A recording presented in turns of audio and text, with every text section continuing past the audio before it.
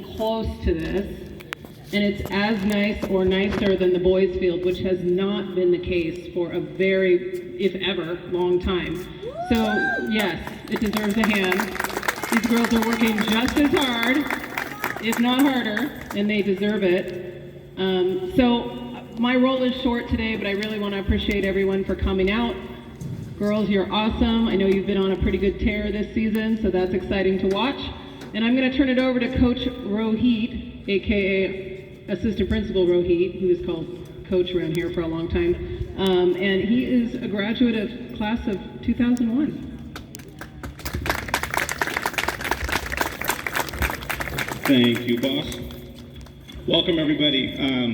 So I was a freshman in the late 1900s here, and those of you that went here probably would never fathom anything like this would be here. Girls, be happy you have this, because as a freshman year football player, we were at the end right before the grass turned into the dirt track, and we would have to do up downs and sprints and run for days.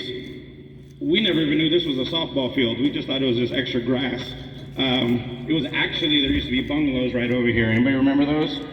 Nice bungalows. I had a lot of classes in there. Us football players loved it, because when we got a water break, they wouldn't just let us run to the water. Coach would make us run a scenic run, and many times under the shade of the trees here right behind the dugout, and we would creep through and get really slow because there was a water fountain here as well.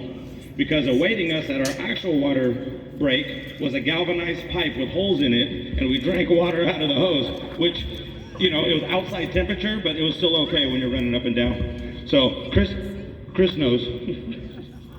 So many days running on this field when it was just, it might as well been dirt, but it was just really hard grass, jumping up and down. Like I said, you would never know it was a softball field. Fast forward, I come back in the early 2000s to mid 2000s, become a coach and an athletic trainer. That's when you see the field transform under the effortless work of just the coaches and the players coming through. They would turn this field into something playable and something that they were proud of. Everything they did was self-made. I remember the days when you would have the softball players and the JV baseball team fighting over bleachers, and they would come at night and grab a set of bleachers and run across the field and put it over there so they could have it, and vice versa. We would have parents set up their, district people, earmuffs. They would illegally sit on the other side of the dugout, and they didn't care if they got hit with a stray ball or not, because they knew our girls were good enough to catch it. So to see this and the facilities the way they are, I think is just astonishing.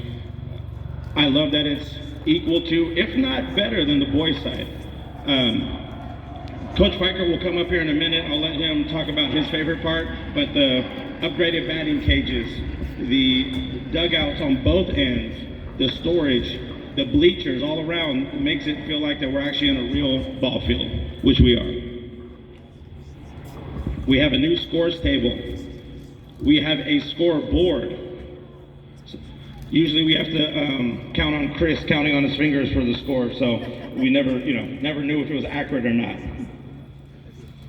Huge leap forward. We'd like to thank the SCUSE maintenance and operation individuals, Morgan Capshaw, Chris Ralston, and Jeff Wynn, for making this all happen. The countless efforts of all the community members around, thank you. And mostly the coaches and the players, because without them, there's none of this. At this time, I'd like to bring up Coach Abar.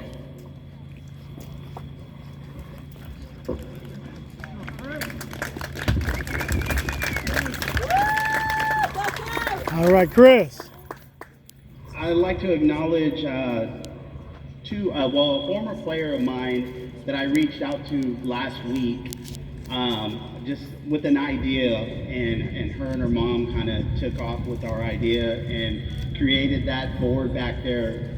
With all the years that we've been here and even years beyond us, as you can see, the McClatchy infield was an all grass infield, which I think was really cool. Monica and Sophia, you guys did a great job.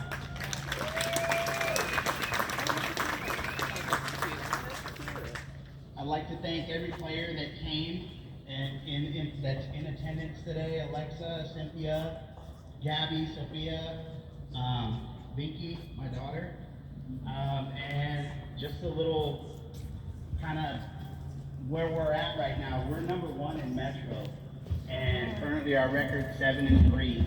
We're starting 6 freshmen, and we're absolutely on a tear. I'm very proud of our team. I'm very thankful to our coaching staff. These guys work really hard, and yeah, we're killing it right now. So, thank you guys. Yes.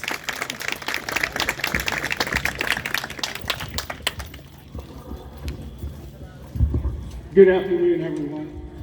I'd also, before we get too much farther, I'd like to thank West Campus for coming today and being part of this.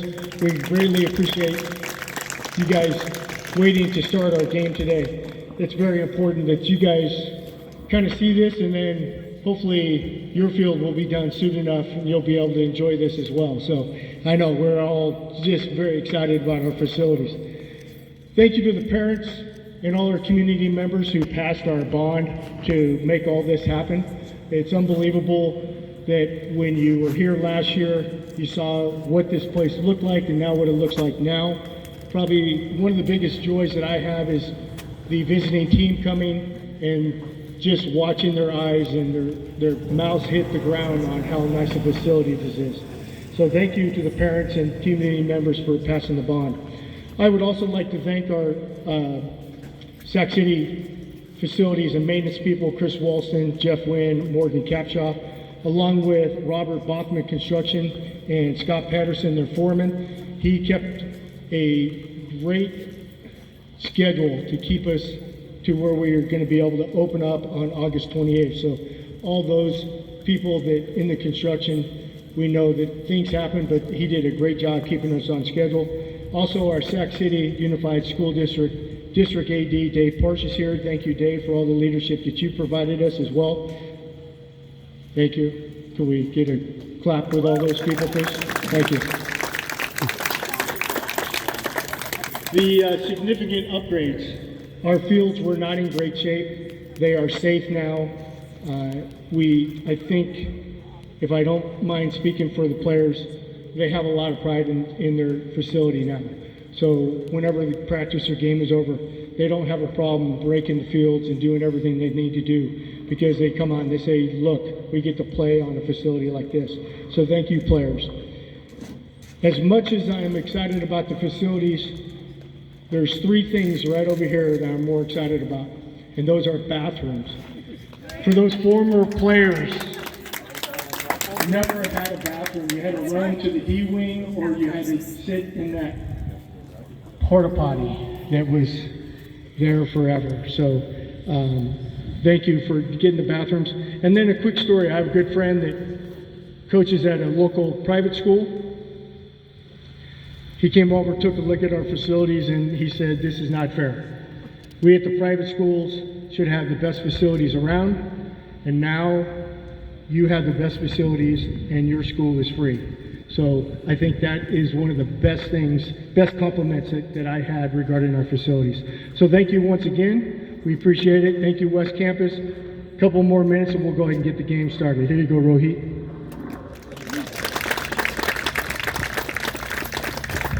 Thank you, Coach. Even though he didn't graduate from McClatchy, he's still a Lion. We won't name the other school he went to, Sac High. So, again, we want to thank the community for your help. The Measure H bond money is what helped us build all this. This is beautiful. All of this out of public school. I understand it adds to success as well. You can notice that the girls are, I stayed for a game last week when they just pounced on West Park. You could tell that they felt good and they were amped up. They're playing, I think, the #1 slated team in our league, and they beat them handily. It would have been a shutout, but Chris gave the wrong signal and, you know, they got to run. It's okay. I was going to fire him, but Fike said no. Again, like Chris said, they beat West Park.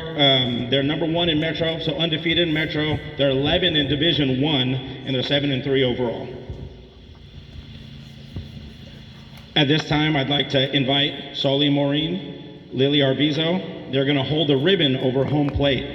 And then Coach Abar, who played a critical role in upkeeping this facility, along with Principal Egan, Chris Ralston, who's Assistant Superintendent of Facilities and Support Services, and Gabby Jimenez, along with AD Fiker for the official ribbon cutting.